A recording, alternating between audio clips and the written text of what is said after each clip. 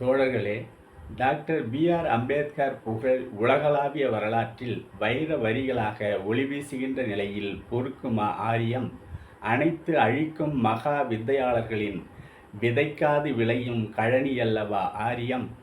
அண்ணா அன்று சொன்னது போல் ஒரு புது வகை விஷம பிரச்சாரத்தை தொடங்கியுள்ளனர்.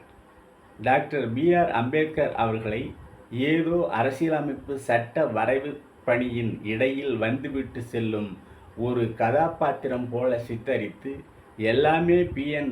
ராவ் தான் என்று அவர்கள் அந்த விஷம பிரச்சாரத்தை தொடங்கியுள்ளனர். இந்த விஷம் செடியை திட்டமிட்டே பரப்பப்படும் பொய்த்தகவல் பரிமாற்றத்தினை முளையிலேயே கிள்ளி எறிந்து உண்மை வரலாற்றை உலகிற்கு எடுத்துரைப்பது முக்கிய பெருங்கடமையாகும்.